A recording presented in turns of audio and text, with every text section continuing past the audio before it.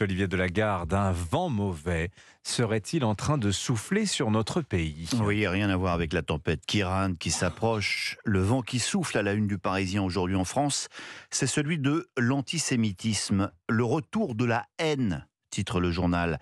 819 actes antisémites se sont donc produits en France depuis le 7 octobre, soit 2 fois plus que durant toute l'année dernière. Tacs sur les murs, mails de menaces visant des écoles juives, insultes dans les rues. Le directeur du Fonds social juif unifié dénonce ce qu'il appelle un antisémitisme de voisinage. Alors que faire? L'État a pris ses dispositions pour protéger les sites et les gens, reconnaît Michel Serfati, le rabbin de la synagogue de Livry-Gargan. Mais le déferlement antisémite qu'on voit nous plonge dans une profonde inquiétude. Et ce qu'il y a de nouveau, c'est le discours de Jean-Luc Mélenchon.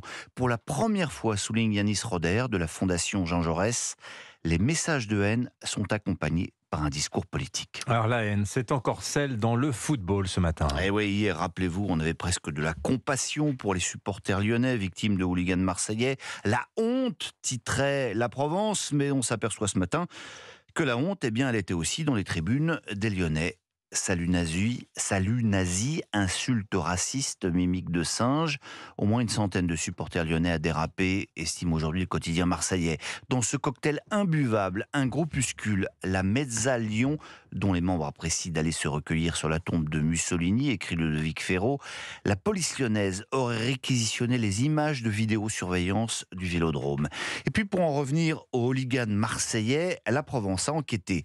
On estime leur nombre à 300. Ils seraient issus de la mouvance radicale d'extrême gauche, explique Jean-Claude Leblois. Pour eux, la baston est un mode d'expression.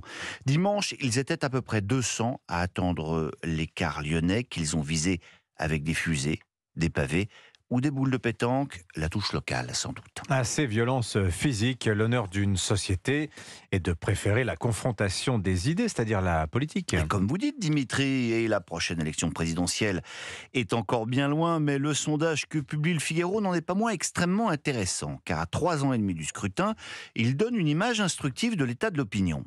À la question « Pour qui voteriez-vous si l'élection avait lieu dimanche prochain ?», eh bien les Français répondent à 32% Marine Le Pen.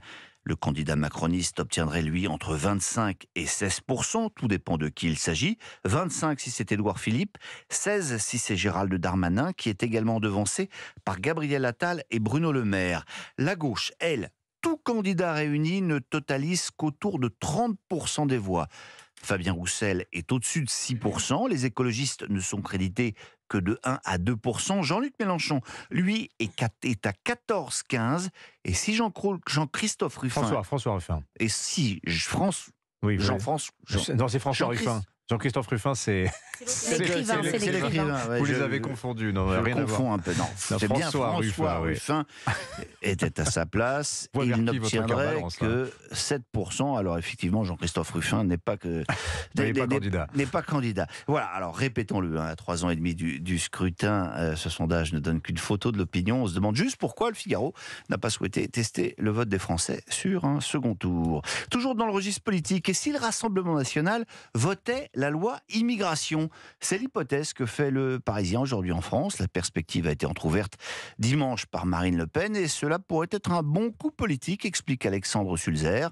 Bon coup car cela donnerait au RN une posture d'opposition constructive et puis cela embêterait surtout Gérald Darmanin et plongerait dans l'embarras les Républicains. Et oui, c'est aussi ça la politique. Enfin, Olivier, c'est ce soir la fête d'Halloween et les journaux nous en parlent. En tout cas, la presse est coupée en deux.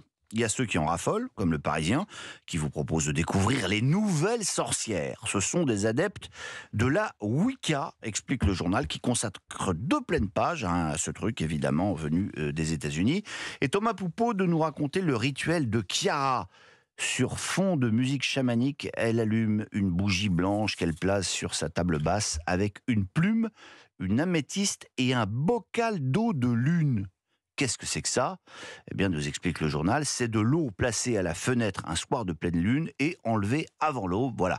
Aux États-Unis, le Wicca est enregistré comme religion. En France, ce n'est même pas considéré comme un mouvement sectaire.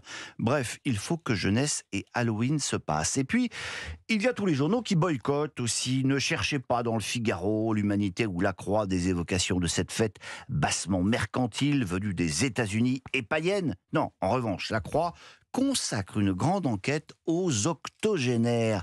Ils sont de plus en plus en forme, se réjouit le journal. Catherine Deneuve, Mick Jagger, Martin Scorsese, pour les plus célèbres. Mais globalement, l'état de santé physique et mental des plus de 80 ans a nettement progressé, souligne le quotidien que je soupçonne quand même de vouloir un peu flatter ses lecteurs. Mais attention, qu'ils n'aillent pas plus loin dans leur lecture, ces sémillants seniors, parce qu'en page 14, la Croix change de sujet et s'intéresse au boom de la crémation. C'est désormais le mode de sépulture préféré des Français. 45% contre 19% seulement à vouloir être enterré. Et oui, on a beau se sentir en forme, se dire qu'on pète le feu. Nous ne sommes que poussière, Dimitri, et nous retournerons Ça en y est, poussière. il m'a achevé le moral. Merci d'avoir quand même tenté de me le remonter, mon cher Olivier Delagarde.